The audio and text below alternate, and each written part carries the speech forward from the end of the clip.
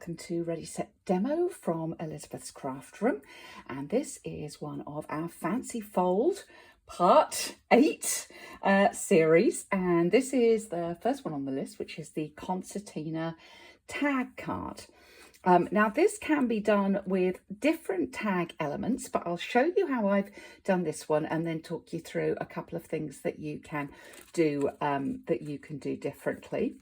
And the idea is with this is that you can undo the little element on the front and open it out and have a mixture of sentiments or messages or stamped images inside. So let's go ahead and make that one. So I've got my cut pieces here, and as usual you will have all of your measurements on there. Now the tag I used to make this is the Celebrations tag, which at the time of filming is in the Stampin' Up catalogue. So I'll go ahead and cut that. And this is the larger of the two tags in that Celebration tag dies set. And what I'm going to do is go ahead and cut off that the piece that sticks out there. We don't need that. We'll take that out on both sides. So just line that up with the trimmers, take that off neatly. And we're going to score this at 2 inches along the long side, 2 7/8 of an inch. And then I'm going to flip it and do the same thing on the other side. So 2 inches and 2 7/8 of an inch. Now I'm actually measuring the top piece here. And we're going to concertina fold those pieces. Make sure that is nice and straight. Give those a press down with the bone folder. Now they do pop out a little bit on the front of the card, and that is part of the charm of this design. It almost looks like a little handbag or purse as it sits on the front of the card. So while I was editing this video, I thought I hadn't explained very well about what to do if you don't have the Celebration tag die. So I'm going ahead and showing you that now. So if you've got a 2 inch wide punch or similar sort of tag topper, you can use that. What I would do is to take a piece that is 8 inches by, in this case, 2 inches, because that's going to fit into that particular punch. And I'm going to score at 2 inches, and then I'm going to score upwards in inch sections. So 3, 4 and 5 and 6, and that will leave us a 2 inch section on each end. Then I'm going to pop this into the punch, either end.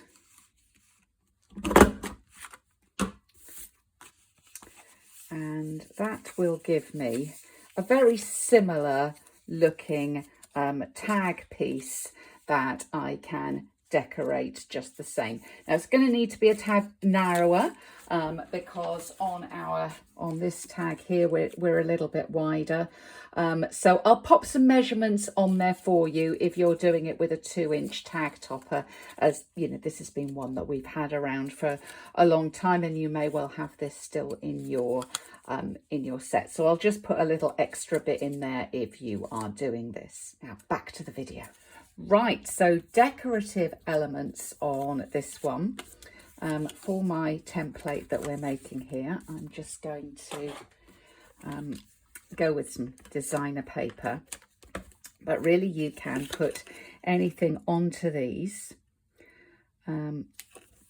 if you are teaching this in class, I would suggest you get people to kind of at least have it at this stage so they can see which bits they're decorating. You don't want to decorate the back because that's going to layer up. So it's going to be this front piece and then the inside. So you've got three of the larger panels, larger in inverted commas because they're only little really. And as I say, any of these could be done in a basic white in order to stamp on them. Another thing that this would be nice for is if you were sending a card from lots of people, perhaps a work card or even a family card where lots of people just wanted to sign their names, that would be another thing that you could do. Or you could do just some of these with the designer paper and some with a little strip of basic white. I'll just put one of those on there in basic white, but as I say, you could do as many of those in white or as DSP as you wanted to. Now you're going to layer this up first of all onto a double square of cardstock. Let's put that one on first. But when I'm attaching this one, I want to attach the ribbon at the same time. Any ribbon will do, but probably if you've got a small hole like this one, you're going to want something fairly little so that it's not going to be too bulky. You don't want a heavily ruffled ribbon or anything like that. But what I'm going to do, having folded that in half, is I'm going to take some tear and tape and just secure that with the tear and tape on the back there, just so that ribbon is not going to slide out when people are tying and untying it there. So as I've got my tear and tape here, I will attach this down into the centre here of my panel. There we go. And then just to close it, I'm going to feed my ribbon through. This is literally the last little piece I've got in this colour. But I have given you on your instructions a tad more than I'm showing you here. So a little bit more to work with so that you can not fight quite so much as I'm doing there, and a little bit more space to trim off, but that's that. Now I have actually done this card as a tent style. There's no reason why you couldn't you couldn't do it as a regular opening card, but I thought it just was quite nice like that. And to give it a little bit of strength as well, as we've got something hanging on the front of it, I'm doing some layering. So I'm going to layer up a piece of basic white. And as ever, all the measurements, whether you are using A4 or you are using US letter, are on your sheets for you. And then this piece is going on the front, and I've put it about halfway up. Again, you could do other decoration here instead of the designer paper, although it's always nice to feature some of our beautiful designer paper. As I say, you could have had a stamped image on the front there if you want. And then I've also given you measurements for a piece on the inside for further stamping or greeting.